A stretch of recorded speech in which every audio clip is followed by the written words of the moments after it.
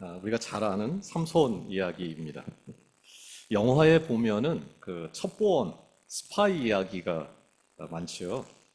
아주 특출난 능력을 가진 사람을 선발해가지고 적진 한가운데 보내서 임무를 수행하게 하는데 비밀 유지를 위해서 가족들에게도 내용을 숨길 뿐 아니라 심지어 어떤 경우에는 본인도 자기 임무를 알지 못한 채 적진 깊숙이 투입되는 경우도 있습니다. 너무도 은밀하게 진행이 되어서 누가 적군인지 누가 아군인지 알 수 없는 그런 숨막히는 상황이 전개되기가 일쑤지요. 그 임무가 중요하면 할수록 은밀하고 치밀하게 진행되는 것이 당연합니다. 성경에서 이런 첩보 영화에 가장 부합하는 이야기가 있다면은 단연코 오늘 삼손 이야기일 것입니다. 일반적으로 삼손 하면 어떤 생각이 떠오르나요? 삼손은 매우 성적으로 부도덕하고 또 하나님과의 약속을 배신하고 연인 들릴라에게 빠져서 허우적거린 두 눈을 뽑히고 망한 실패한 사사로 알고 있는 경우가 허다합니다. 그러나 정말 그럴까요? 당연히 그렇지 않습니다. 오해하는 거죠. 사사기는 삼손에 대해서 13장부터 16장까지 매우 많은 분량을 할애하면서 아주 캄캄했던, 가장 어두웠던 그 시대를 살면서 이스라엘을 구원했던 하나님의 사람,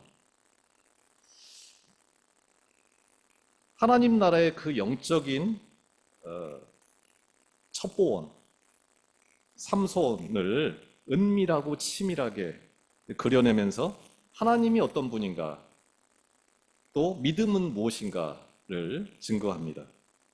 오늘은 그 삼손 이야기에서 어쩌면 가장 중요하다고 할 수 있고 믿는 자 한 사람이 얼마나 중요한가 하는 것을 보여주는 삼손의 어머니에 대해서 나누려고 합니다. 오늘 우리 시대랑 비슷하게 모든 것이 다 끝장난 것 같은 시대에 하나님은 누구를 통해서 일을 시작하실까요? 시대를 초월해서 하나님께서 기적을 일으키는 그 불씨로 사용되는 것은 무엇일까요? 이 물음에 주목하면서 한번 천천히 본문을 따라가 보죠. 사사기 13장은 이렇게 시작합니다. 1절입니다. 이스라엘 자손이 다시 여호와의 목전에 악을 행하였으므로 여호와께서 그들을 40년 동안 블레셋 사람의 손에 넘겨주시니라. 철기 문명으로 무장하고 월등한 도시 문명을 자랑하면서 정말 풍요로운 삶을 살았던 해변가 그 쉐펠라 평원지대에 자리하면서 너무나 풍족한 삶을 살았던 블레셋을 보면서 이스라엘은 그들이 너무나 부럽고 그들처럼 되고 싶고 그들처럼 살고 싶었습니다. 깨끗하고 정결한 삶보다는 영혼을 팔아서라도 찰나의 기쁨, 이 땅의 부자로 살고 싶었습니다. 그래서 그들은 점점 블레셋과 한 통속이 되어 갑니다.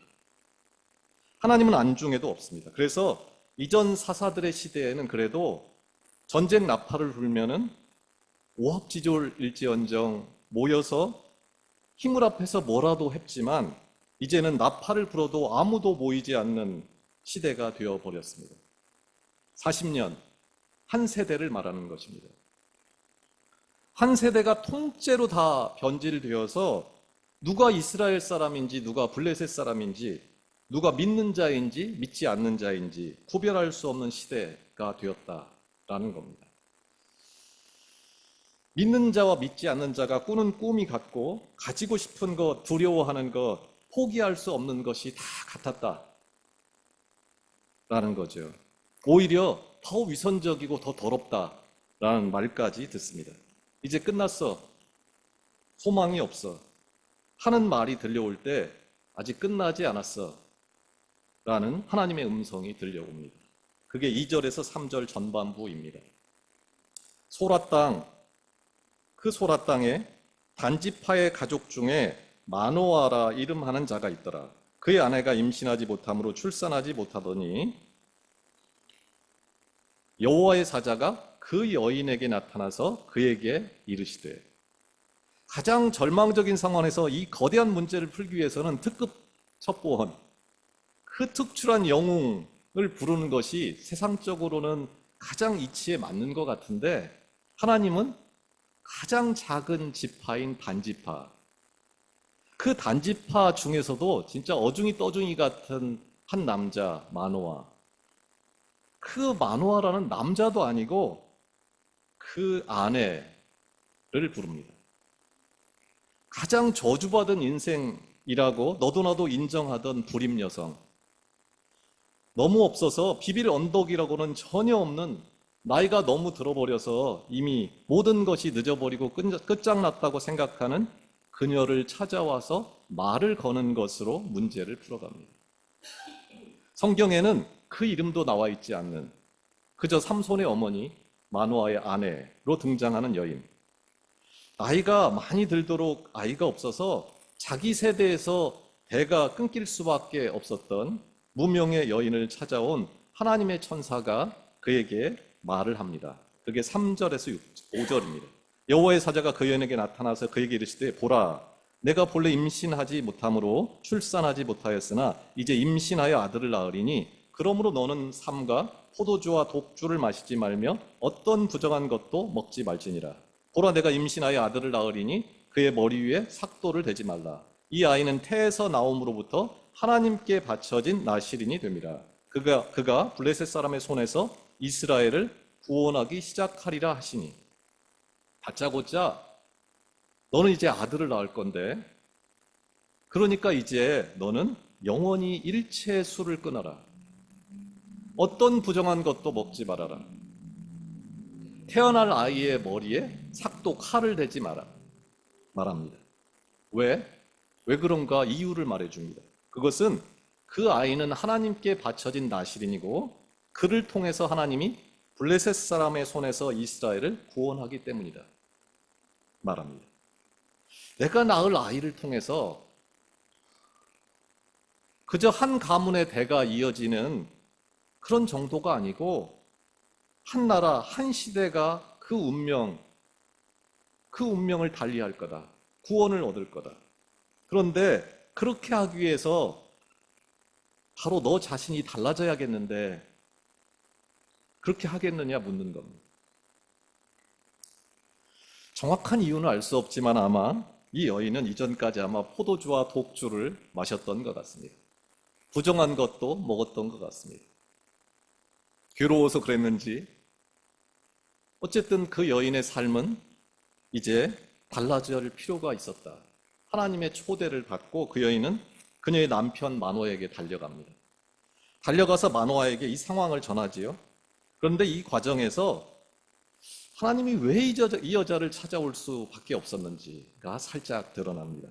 그게 6절입니다. 이에 그 여인이 달려가서 그의 남편에게 말하여 이르되, 하나님의 사람이 내게 오셨는데 그의 모습이 하나님의 사자의 용모 같아서 심히 두려움으로 어디서 왔는지를 내가 묻지 못하였고 그도 자기 이름을 내게 이르지 아니하였습니다. 그녀는 영적인 감각을 가진 사람이었고 하나님을 두려워하는 사람이었다는 것입니다.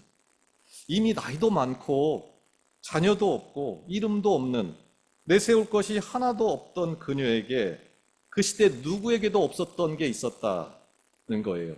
그게 바로 하나님을 두려워하는 마음을 가지고 있었다. 그녀는 진짜 두려워할 것을 두려워하는 사람이었습니다. 사람을 두려워하고 사람이 알아주는 삶이 아니라 하나님을 두려워하고 하나님이 알아주는 삶을 원하는 사람이었습니다. 믿는 자에게 다 없어도 이것만은 있어야 하는 보석 같은 마음이 그녀 안에 있었던 것입니다. 하나님이 그녀를 찾아올 수밖에 없는 그 캄캄한 시대에 찾아갈 곳이라고는 여기밖에 없었던 이유, 그것이 바로 이것입니다. 저와 여러분의 안에도, 이 교회 안에도 이 마음이 있는지를 늘 점검할 수 있기를 원하고 늘 이 마음을 품고 살 수 있기를 예수님 이름으로 축원합니다. 자초지정을 들은 남편 마노아가 기도합니다. 8절이지요. 마노아가 여호와께 기도하여 이르되 주여 구하옵나니 주께서 보내셨던 하나님의 사람을 우리에게 다시 오게 하사 우리가 그 낳을 아이에게 어떻게 행할지를 우리에게 가르치게 하소서. 이렇게 기도했더니 정말 기이한 일이 일어납니다. 그게 9절입니다. 하나님이 마노아의 목소리를 들으시니라. 여인이 밭에 앉았을 때 하나님의 사자가 다시 그에게 임하였으나 그의 남편 마노아는 함께 있지 아니한지라. 아마 마노아는 옆에 아내가 들을 수 있도록 아주 큰 소리로 기도를 한 것 같습니다. 그러자 하나님이 그 목소리를 듣기는 들었는데 이게 마노아의 기도를 들은 것 같다고 보이지요. 그런데 기도를 들은 게 아니고 목소리를 들었습니다. 그리고 그 목소리를 듣고서는 마노아가 아니라 누구에게 응답을 하냐면 아내에게 응답을 합니다. 왜일까요? 하나님은 겉이 아니라 속을 보기 때문입니다. 그는 마노아는 우리 부부에게 다시 찾아와 주세요 이렇게 말한 다음에 그녀를 밭에 홀로 보냅니다. 함께 있지를 않습니다. 기대하지 않은 거죠. 이것은 당시 이스라엘의 지도자들 뿐만 아니고 모든 가정의 가장들의 상태가 이랬다는 거예요. 아버지들이 영적으로 무감각하고 완전히 타락해 있다는 것을 보여줍니다. 삼손의 시대도 지금 우리 시대와 같이 마땅히 들어야 될 사람들은 듣지를 못하고 깨닫지도 못하고 또 무슨 일이 일어나고 있는지를 도통 알지 못하는 눈멀고 귀먼 시대였다라는 것을 보여주는 것입니다. 그저 형식적으로 기도하고 거룩한 척하고 하나님의 뜻대로 사는 척하는 그 입만 무성할 뿐 열매 없는 나무 같은 모습을 보여줍니다. 하나님은 속지 않습니다. 그래서 하나님은 마노아가 아닌 마노아의 아내에게 갈 수밖에 없었던 것입니다. 다시 여인은 마노아에게 가는데 이번에는 급히 달려갑니다. 그게 10절, 12절입니다. 여인이 급히 달려가서 그의 남편에게 알려 이르되 보소서 전일에 내게 오셨던 그 사람이 내게 나타났나이다 하며 마노아가 일어나 아내를 따라가서 아내를 이끄는 사람이 아니고 아내를 뒤쫓는 마노아의 모습을 보여주는 것입니다. 그 아내를 따라가서 그 사람에게 이르러 그에게 묻되 당신이 이 여인에게 말씀하신 그 사람이니까 하니 이르되 내가 그로다 하니라. 마노아가 이르되 이제 당신의 말씀대로 되기를 원하나이다. 이 아이를 어떻게 기르며 우리가 그에게 어떻게 행하리까. 이 말에 대해서 천사는 다시 마노아를 당황하게 합니다. 그게 13절에서 14절입니다. 여호와의 사자가 마노아에게 이르되 내가 여인에게 말한 것들을 그가 다 삼가서 포도나무의 소산을 먹지 말며 포도주와 독주를 마시지 말며 어떤 부정한 것도 먹지 말고 내가 그에게 명령한 것은 다 지킬 것이니라 하니라. 이미 아내에게 다 말했으니까 자세한 거는 아내에게 들으라는 거예요. 아내가 하는 일을 도와라는 거예요. 아내가 하나님 앞에서 정결한 삶, 구별된 삶을 살 수 있도록 힘을 다해 돕는 것이 네 일이다 말합니다. 마노아는 전혀 상황 파악을 못합니다. 그 천사를 그저 그 하나님의 사자, 선지자 중에 하나라고 생각을 하고 염소 새끼 하나를 내가 대접하겠다. 그렇게 말하지요. 천사는 거절합니다. 드리려거든 나 말고 하나님께 드려라. 마노아가 묻습니다. 당신의 이름이 뭡니까? 그 말에 대해서 여호와의 사자가 하는 말이 내 이름은 기묘자다. 기묘하다. 이해할 수 없다. 영어로 원더풀이다. 나는 원더풀이다. 라고 말합니다. 그 후에 마노아가 염소 새끼를 번제물로 이제 하나님께 바치자 엄청난 이적이 일어납니다.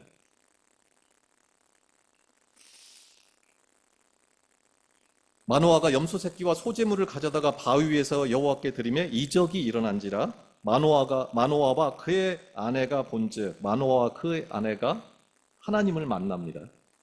불꽃이 제단에서부터 하늘로 올라가는 동시에 여호와의 사자가 제단 불꽃에 휩싸여 올라간지라 마노아와 그의 아내가 그것을 보고 그들의 얼굴을 땅에 대고 엎드리니라.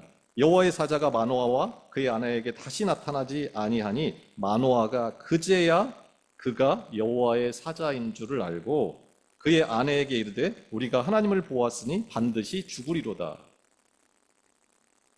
마노아는 하나님을 본 자는 죽는다고 압니다. 지식으로는 아는데 누군가에게 들은 적은 있는데 하나님에 대해서 진심인 적이 없었던 사람입니다. 아는 것은 많은데 진짜 알아야 할 것은 모릅니다. 가진 것은 많은데 진짜 가져야 할 것은 하나도 없는 빈 털털이입니다. 하지만 평생을 불임으로 살았던 여자, 마노아의 아내, 진짜 아무것도 없고 그 가문의 대를 끊어놓을 그 불필요한 존재를 떠나서 정말 가문에 해를 끼치는 존재로 보였던 그의 아내는 달랐습니다. 23절에서 25절입니다. 그의 아내가 그에게 이르되 여호와께서 우리를 죽이려 하셨더라면 우리 손에서 번제와 소제를 받지 아니하셨을 것이요 이 모든 일을 보이지 아니하셨을 것이며 이제 이런 말씀도 우리에게 이르지 아니하셨으리라 하였더라. 그 여인이 아들을 낳음에 그의 이름을 삼손이라 하니라. 그 아이가 자라매 여호와께서 그에게 복을 주시더니 소라와 에스타올 사이 마하네단에서 여호와의 영이 그를 움직이기 시작하셨더라. 그녀는 하나님이 죽이는 하나님이 아니라 살리는 하나님임을 알았습니다. 숨기시는 하나님이 아니라 모든 것을 알려주고 보여주고 말씀하는 하나님임을 알았습니다. 늘 말씀하시고 들어주시는 하나님. 그 하나님의 본심을 그녀는 알았습니다. 하나님은 그 여인을 통해서 삼손이라는 아이를 낳게 하고 그 아이에게 복을 주고 그 아이를 통해서 그 나라, 그 시대를 살리기 시작합니다. 마노아는 하나님의 사람을 만나서 뭐를 묻냐면 아이에게 내가 가르칠 것을 뭘 어떻게 가르쳐야 될지 알려주세요 이럽니다. 정작 자기가 어떻게 바뀌어야 하는지 내 모습, 내 생각이 어떻게 바뀌어야 하는지를 묻지 않습니다.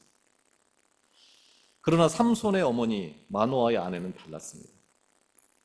하나님은 그녀가 할 일이 얼마나 중요한지를 말했고 그녀는 그 말을 들을 준비가 되어 있었습니다. 민수기 6장에 보면은 나실인, 하나님께 드려진 구별된 사람, 나실인의 규례가 나와 있습니다. 그런데 오늘 본문에 보면은 하나님 앞에서 삶을 구별하고 드리는 게 삼손이 아니고 삼손의 어머니입니다. 수많은 사람들이 삼손이 나실인인 줄 알아요. 나실인이죠. 그런데 진짜 나실인이 누구냐면 삼손의 어머니입니다. 심지 않고 거두는 법은 없지요.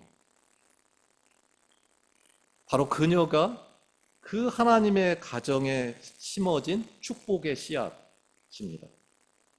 여러분도 저도 그런 씨앗이 될 수 있기를 축원합니다. 그녀는 포도나무에서 나는 열매를 먹지 않고 포도주와 독주를 마시지 않고 어떤 부정한 것도 먹지 않는 삶을 요구받습니다. 그리고 그 여인의 삶이 통째로 바뀌는 것을 통해서 기적은 시작됩니다. 하나님은 큰 그릇도 작은 그릇도 쓰시지만 늘 변하지 않는 게 있습니다. 그것은 그분이 쓰시는 그릇은 언제나 깨끗한 그릇, 정결한 그릇이라는 것입니다. 하나님이 요구하는 것은 더 많은 것을 가져오라는 것도 아니고 더 많이 알아야 된다는 것도 아니고 더 크고 대단한 인물이 되라는 것도 아니고 그저 포도주와 독주를 마시지 마라. 부정한 것을 먹지 마라. 머리에 삭도를 대지 말라입니다. 내가 얼마든지 할 수 있는 것입니다. 어떻게 하면 더 모을까, 더 가질까? 그것이 아니고 진짜 이 세상을 살면서 진짜 기뻐할 게 뭔가, 진짜 슬퍼할 게 뭔가, 어떻게든 하나님이 기뻐하는 일, 하나님이 기뻐하는 곳에 머물기를 작정하는 것, 그게 하나님의 요구입니다. 또 있습니다. 그녀도 아마 알았을 것입니다.